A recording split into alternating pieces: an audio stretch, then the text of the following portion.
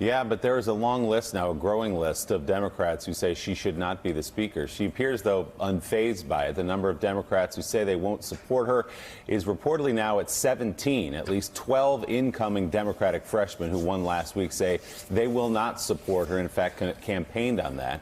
That number could grow as more Democrats continue to win their races. On Tuesday, Congressman Seth Moulton of Massachusetts says he is, quote, 100% confident Pelosi does not have the votes. Pelosi responded yesterday saying that she will be the speaker, quote, no matter what he said. Also yesterday, Congresswoman Marcia Fudge told the Cleveland Plain Dealer this: people are asking me to do it, and I am thinking about it. Eugene Scott, what are the chances that Nancy Pelosi, despite all this noise we're hearing, is not the Speaker of the House come January? I don't think it's likely at this point, because what Nancy Pelosi will do is communicate to those lawmakers that aren't on board with her right now that she has been able to deliver in the ways that many of the Democratic voters are expecting the Democratic Party to ultimately do. When you look at Seth Moulton, one of the issues that he has is that he wants to perhaps represent many of the people that the Democratic Party has not been able to rely on for victories. The reality is that the Democratic Party's successes last Tuesday were because of women of color, were because of minorities in millennial communities, and many of these white working class voters that Seth Moulton is hoping that could see someone like them more reflected in leadership just cannot deliver the votes consistently for the Dems that the Dems need to push back on Trumpism. Yeah, you know, and Richard Haass, we have seen, you and I have seen, others have seen what happens when you put somebody in as Speaker of the House that may be an ideologue or may be there because of certain political positions. If you don't have somebody that knows the ins and outs of running the People's House, as it's called, anarchy breaks out very quickly, and you have something that looks a lot like Newt Gingrich's last couple of years in a speaker. If the Democrats aren't careful, Joe, they're going to start looking like Republicans. And it's going to basically look like politics as usual.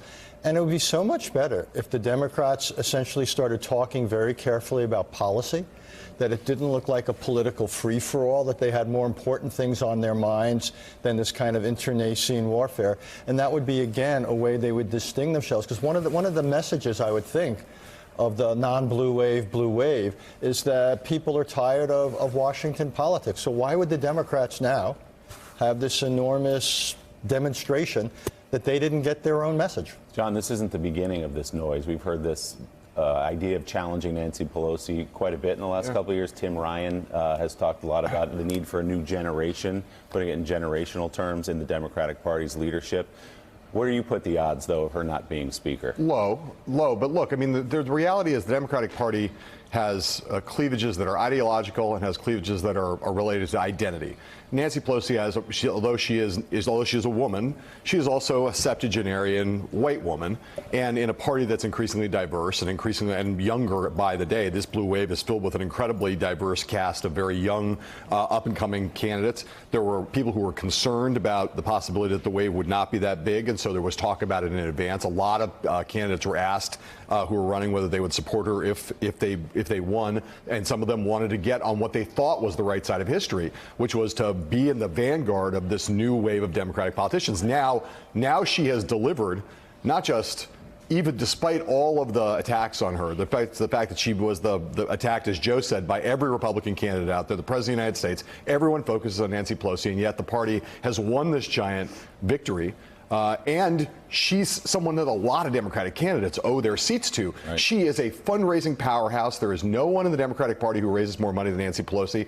That's part of the reason why the odds are low, because there are a lot of sitting and a lot of newly elected Democratic congresspeople who know that she provided for them in this election, has provided for them in past elections, and will provide for them in future elections. On top of all of that, she is a spectacularly disciplined tactician. She knows how to run the House, and the position she's in now, given the size of this victory and given what lays ahead and the kind of tactical discipline that's necessary, she will face a challenge. But I think the likelihood that she's not the next speaker for Democrats is, as I said before, very, very low. Willie, I mean, like, just to use a sporting analogy, of course, this really would be like the Red Sox asking whether they were going to keep Alex Cora or not. Right. Of course, Lemire thinks he's completely botched the offseason already and should be fired at once. But Lemire's tough. Yeah. But it really would. Again, the Democrats' best performance since 1974. Which, of course, the Democrats were just coming off of Watergate and Richard Nixon's resignation like 2 or 3 months earlier. This is an extraordinary. They could end up with 38, 39, 40 seats picked up. And, you know, running the House of Representatives has nothing to do with ideology. It has everything to do with competence. It's to borrow a phrase from Michael Dukakis. It's all about being competent and being tough and knowing how to keep your caucus together in very difficult times. And Nancy Pelosi's better at that than just about anyone. Certainly better than that than anybody in the Democratic Party right now. So why get rid of your Alex Cora after a championship season? And the other thing to say, because of her toughness that you just talked about there, is that when she does move on or when she does hand that gavel over, she will do it on her terms and she won't be run out by an insurgent. I don't suspect. We got some. Thanks for checking out MSNBC on YouTube, and make sure you subscribe to stay up to date on the day's biggest stories. And you can click on any of the videos around us to watch more from Morning Joe and MSNBC. Thanks so much for watching.